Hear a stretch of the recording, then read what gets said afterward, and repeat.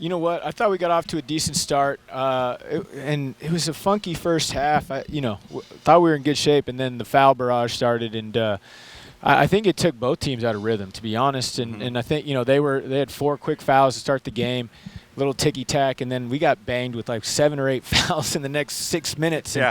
And the first half just turned into a little bit of a slow, grinded out, nasty first half. And so it didn't really give either team much opportunity to really separate or do what they needed to do. And then I think in the second half it started out that way again, but I think the last 10 minutes it opened up a little more, and we were able to get a little bit of separation and put a little icing on this cake. Nice offensive game tonight from Misalski. He got inside some. He leaked to the basket, some nice layups. He was active. Made his free throws, a little more success there at the line. But, again, he danced around foul difficulty, but he shows what you have there on that front line. Nice that this year you have the luxury of a guy that can go get you a basket inside. No, he's been good, man, and he did. He knocked down more of his free throws, which was huge. And he had that stretch in the second half where he was really aggressive, putting pressure on the rim and finishing, and gave us a little juice during that stretch. And he's done a really nice job. I thought Pat, has continued to do a nice job. He hasn't scored it as much, but he's really effective defensively and on the glass when he's out there. And again, plus 12 in his minutes. Having those big bodies. Vova didn't play as well as he did the other night, but, again, have 4 minutes of him. It's just a great luxury to have that depth on the front line. And, with Zane being out and then, having Josh also, we have some depth there when we're healthy. One of the guys that maybe played the best basketball for you down the stretch last year, Julian Rishwain. Yep.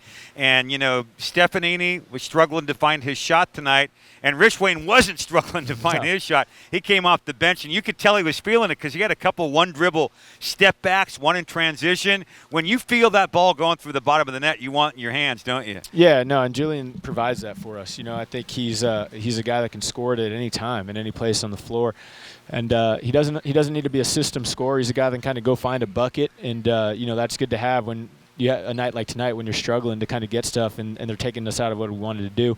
But he came in confident. I thought he was ready to go, and to have 13 and 3 coming off the bench in his 25 minutes, I thought it was a good night for him. Good game again for Jamari Bouye. We seem to see that every ball game, right? Sure. Your leader, your point guard, especially down the stretch, he seemed to want to have the game in his hands. Yeah, honestly, I thought he was a little too he let the game come to him a little too much early on, And, again, we talked about that, and that's kind of one of his best skills is he has the ability to kind of pick his spots.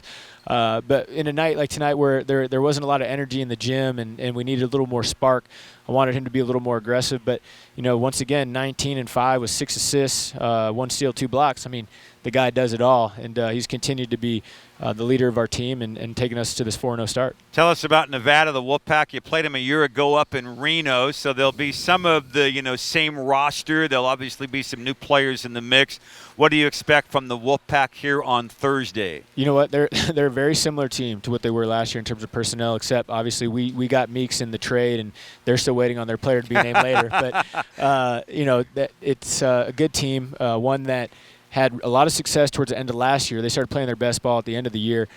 They struggled a little bit. They lost to San Diego at home. I'm sure they're not too happy about that. And then they have a tough one tomorrow night. They're on the road at Santa Clara. So, coming in here on Thursday, they're going to be fighting. They're going to be fighting for their life one way or the other. And we're going to need to be ready for a team that has their back against the wall. And we're going to need to come out with a little more energy and a little more enthusiasm on Thursday night if we want to get off to a good start. It's the first time this year that you'll have 2 days off between ball games. You had that rash of games, ball game, day off game, day off game. So now that you have a couple days, will you have an opportunity to maybe have a more full regular practice as you get ready for the Wolfpack? You still want to go easy a little bit. Yeah, I think the benefit for this stretch is just that we get the day off tomorrow. We looked like a team that had been playing 4 games in 7 nights. As much as you try to guard against that with your preparation and talking about it before the game, there's only so much you can do. And I thought we were a little fatigued tonight, so we talked about the importance of getting rest, hydrated, taking care of our bodies tomorrow. And tomorrow's going to be a full day off. These guys can, they got to get the rehab, but they need to take care of their bodies. And then we'll get back after it on Wednesday. But my hope is Wednesday we'll be a little more spunky and ready to go. Coach, appreciate the post-game visit. 4-0, that feels pretty darn good, doesn't it? Can't beat it. Can't beat it. There you go. Coach Golden with us here as the Dons are off